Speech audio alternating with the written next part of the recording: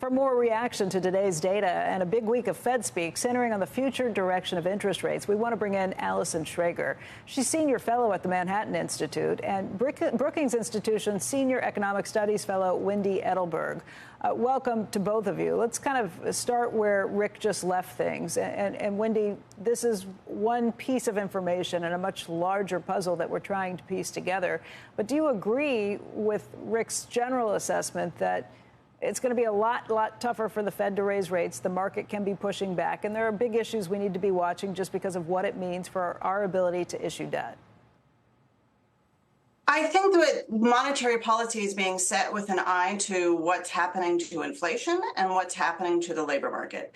I think monetary policy makers are doing their job irrespective of what it means for the cost of debt financing. Now, what they are paying attention to is how much pressure federal borrowing is putting on interest rates.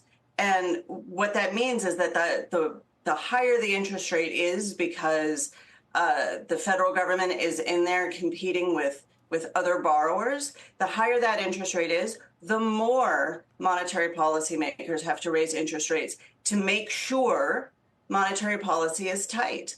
And so I think the direction is the higher the more federal borrowing we have, the more monetary policy makers have to raise interest rates. I think that's the direction of causality.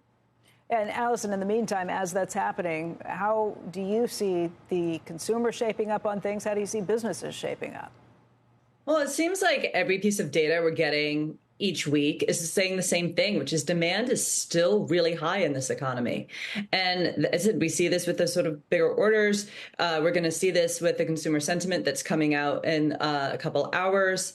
It just seems that we're in a really hot economy. And that means that I think with every data report, it seems like the odds of a Fed rate cut is getting lower and lower. And when it comes to interest rates, Wendy and Rick have made some really important points here. And I also want to add that as inflation gets stickier, it also starting to feel higher and more unstable. And that means rates like the 10-year rate are just going to be higher because the term premium, it's been a while since we've really had to think about the inflation and the term premium because inflation was so low for so long. That gets baked in too. Not only expected inflation, which the report in a couple hours still expects to be above 3%, but the risk around inflation, like the inflation risk premium also gets baked into the term premium, which means anything above 5 years, it might just be structurally higher for the time being. I mean, is that okay, though, as long as the economy continues to chug along, Allison? Yeah, it is. I mean, for most of, the last century, rates were definitely well above 5% and we grew just fine. I mean, but it's a very different environment than we're used to. I think we have an economy largely built on very, very low, maybe zero real interest rates.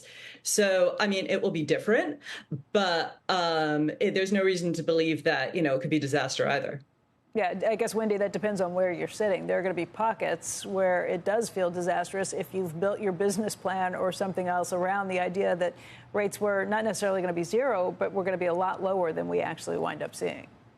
The real risk here is inflation expectations. So right now we have tight monetary policy, a very strong economy, and higher than desired inflation. Those things actually all go together and suggest that monetary policy just has to stay tighter for longer. That doesn't mean that we're in for a hard landing necessarily. What it means is that monetary policy still has more work to do. Strong economy, high inflation, those go together.